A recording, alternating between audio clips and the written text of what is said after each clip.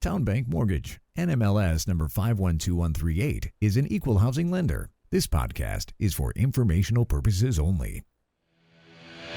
And now, the man born with a 5 o'clock shadow and with the NMLS number 2028201. He is a gentleman. He is a scholar. He is Tyler Crawley. Welcome, everyone, to the Tuesday edition of the Markets and Mortgages podcast. I am the aforementioned host of this podcast, Tyler Crawley. And I got to tell you, it is quite an interesting morning. So we do have some breaking news that is very, very important to someone like myself or anyone living in the Tar Heel State, because CNBC has announced their top state for doing business in, and that would be North Carolina is number one for the second year running. Do I have an applause button? I don't know if I do. Whoops, that was the theme music. It's not over yet. All right, let's see if I got. Do I have an applause button? Hey, remember? No. Oh, nope, that's not it.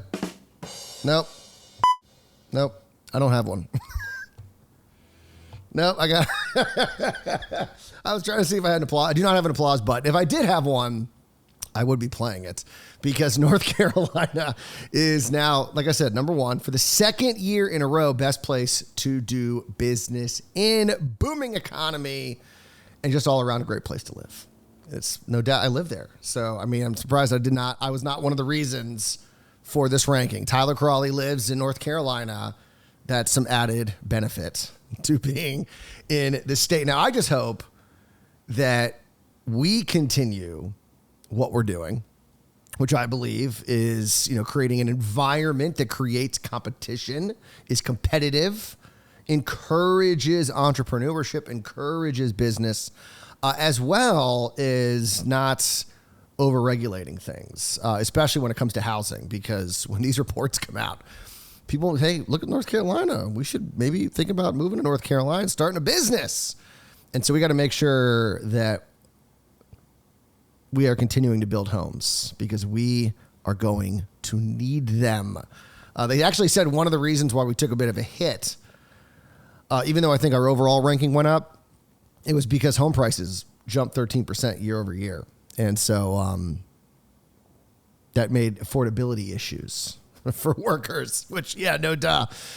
So, yeah, we got to make sure that we continue to build to deal with the fact that we are the number one state to do business in. I will give a golf clap for the state of North Carolina. So that is the breaking news this morning. We also have a report out of CoreLogic. You know what's funny? So yesterday we had the Black Knight home price index, which came out, which we're going to talk about in a second. And it did, in fact. Remember, I was like, why isn't it out yet? Usually it comes out around 9 o'clock, and so I could at least looked over some of the bullet points. And I'm like, they haven't updated it. They did update it, but they forgot to update the date on the website. And so I was just, that's what I was looking for. When I'm looking at a report, usually you look at when the date is to know if the report has actually changed, because if the date hasn't changed, the report hasn't. And it doesn't make any sense to read the whole report to be like, oh, well, maybe the date's wrong. Like, that doesn't happen. It did yesterday. So Black Knight had actually updated their report, but the date was last month's. So I guess they used the same template. I've done that before. I do that actually a lot, oddly enough. But I'm not like a big organization, so I make mistakes. I would assume that they would not. So the report did actually change, and we could have talked about it, but we're going to talk about it today. Let's talk about it actually right now. So for everyone that's listened to the show, they know that I have been a skeptic of this idea that housing prices have to collapse. There's going to be definitely not going to be another 2008. But I wasn't like a complete housing sycophant. I wasn't arguing that there wasn't going to be a price correction. I thought there'd be a 5 to 10% price correction. I just didn't think there was going to be a crash like 20, 25%, like some of these websites have predicted. Now, what was the one? Like 50%, with these dumb arguments that were being, that was always stupid to me. But I thought there would be like a 5 to 10% correction, right? It kind of makes sense. look, home prices are so high. Mortgage rates have went from 2.25% to 7.25% or 6.25%. You got to see a decline in home prices. So I thought, we're going to see a price decline. And I was looking at the data, and the ending of last year and a little bit of the beginning of this year, home prices fell month over month. But then things started to reverse. We got a little bit of relief with regards to mortgage rates, and people just kind of got used to higher rates and said, these are where rates are, so we are going to buy. And this is so crazy. For the fifth straight month, Black Knight is reporting that home prices increased month over month. And in fact, they have now completely erased the losses from late last year and early this year. And home prices hit a new high in the month of May. Like, even I didn't think that was going to happen. I mean, how crazy is that? So home prices fall for 5 straight months, and they have now, or fell for 6 straight months. I think it was July through December. And then, or excuse me, January. And now we've seen home prices rise the next 5. It's so crazy. So home prices rose a seasonally adjusted 0.7% month over month in May. That was up from the 0.46% increase that we saw in April and was the 5th straight month of month over month gains. In fact, home prices are now up 0.1% when compared to the same time last year. Last month, they were flat. So this report still has not had home prices fall in negative territory yet on a national level. It now puts the index at a new record high. Home prices are now up 8.9% year to date. We can round that up. 9%. 9% year to date. I mean, it's so crazy. It is so crazy. What's funny is this is like the exact opposite of 2008. This is and I know I've said that before, but in this case, it's even more insane. So in 2008, everyone was convinced that home prices were going to go up, right? They never go down. They've never gone down. They're never not going to keep going up. And then what happened? Everyone missed it except for like a few people. And home prices fell. And here we are, 2022, 2023.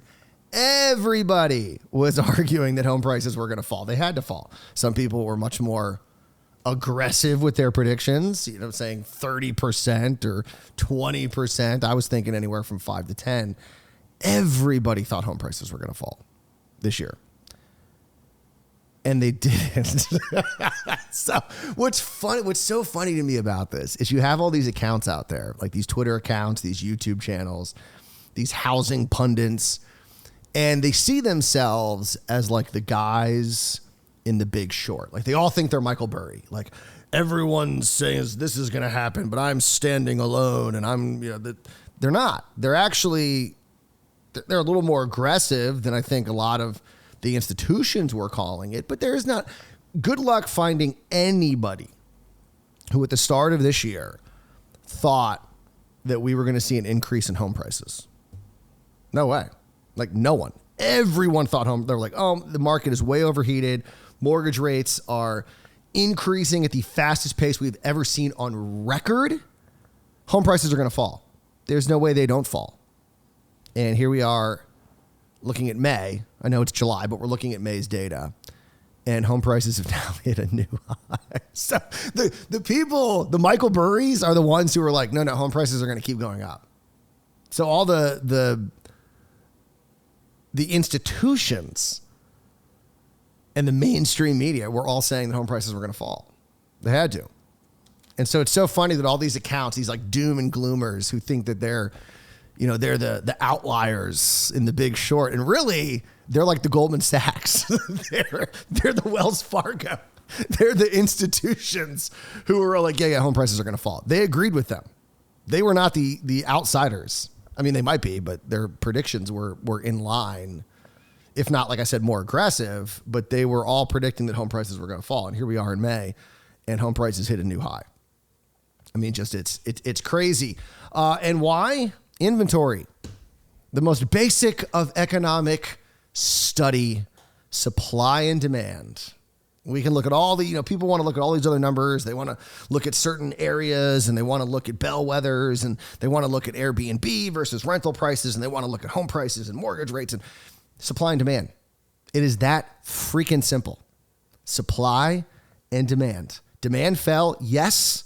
Supply fell more, which does what to prices? Keeps them level, if not increases them. That's what no one saw. Everyone thought we were going to see a much bigger increase in inventory. Builders thought it. Economists thought it. Everyone thought it. And yet here we are.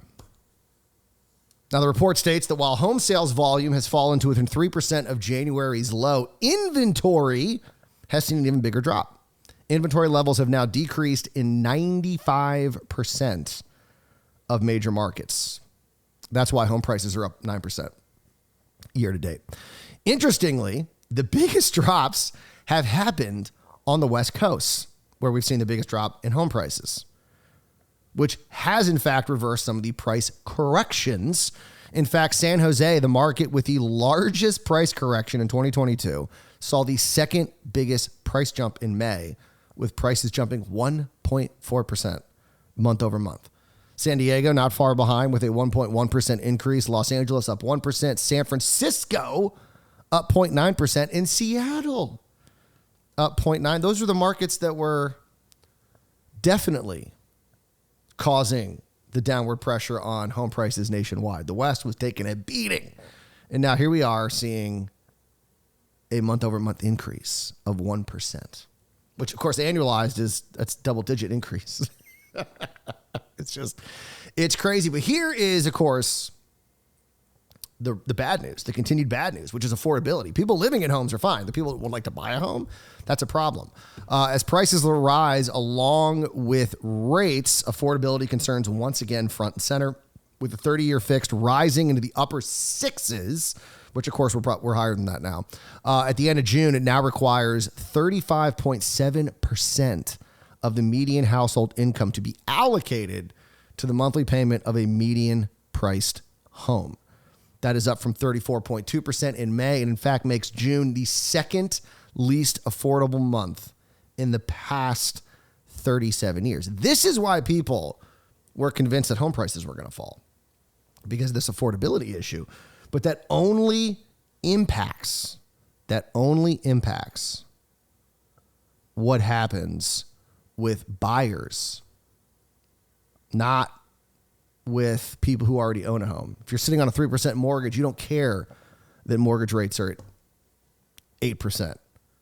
Now you might if you try and move, but as of right now, you're fine. Cleveland remains the most affordable market with a PTI of just 23%, while Los Angeles is the least affordable, requiring 68% of the local median income to afford the average home. Not surprising there. But Cleveland, still, you know what? Maybe Cleveland, Ohio will be the next state to be the top place to do business because people can actually afford homes there.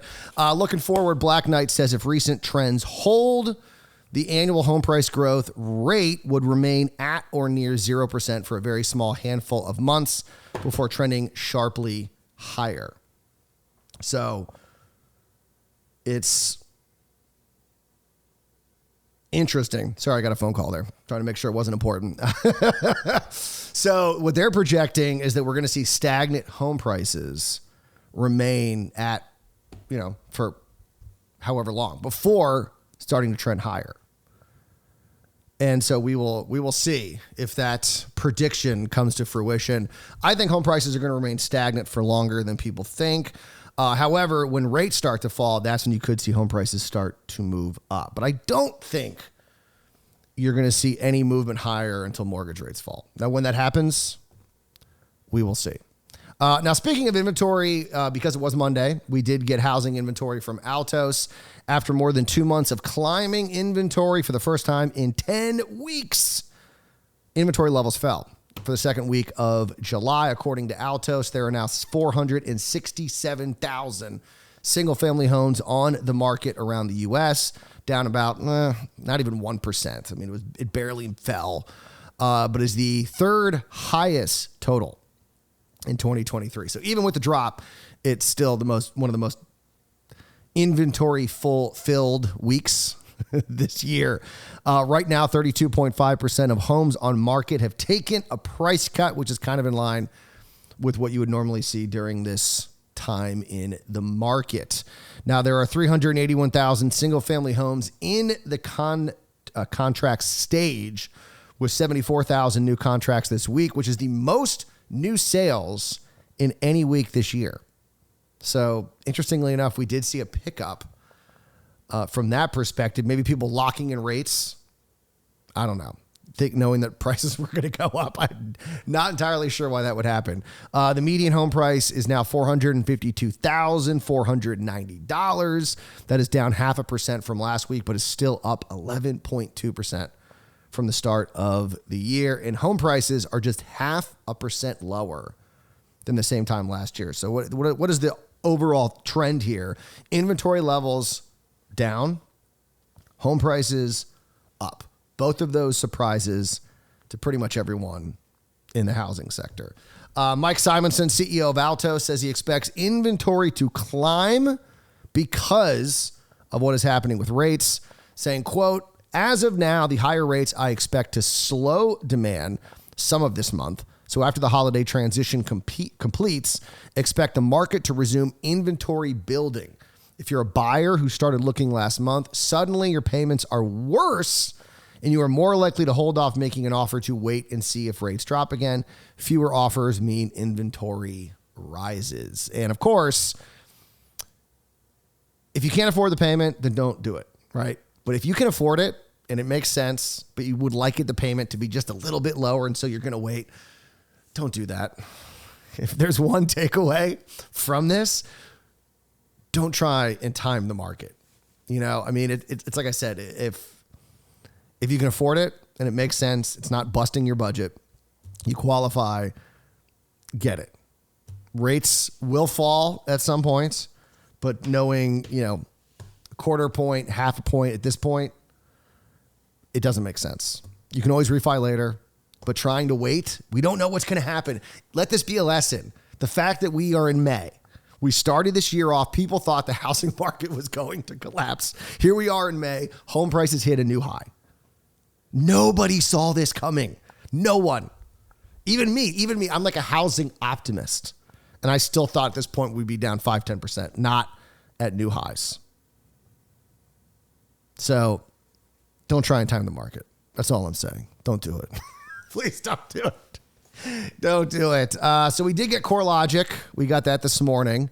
That's very similar to what we're seeing in Black Knight. Home prices month over month up 0.9%. Year over year, 1.4%. Interestingly enough, they are projecting that home prices next year at this time will be up almost 5%. Which is, that kind of makes sense, right? I mean, I think I would like to see a couple years of 0% growth in housing. I don't think that would be a bad thing. Let incomes kind of catch up to home prices. And we just saw 2 crazy years. And even this year is kind of crazy. We thought we were going to see a correction, and now we're not. So I wouldn't be against it. But I think 3 to 5%, I think is not bad. That kind of, right now it's keeping pace with inflation. And Powell doesn't think we're going to get back to 2% until 2025. So that would be about the rate of inflation, which is similar to other products. So that would make sense, but still it's crazy.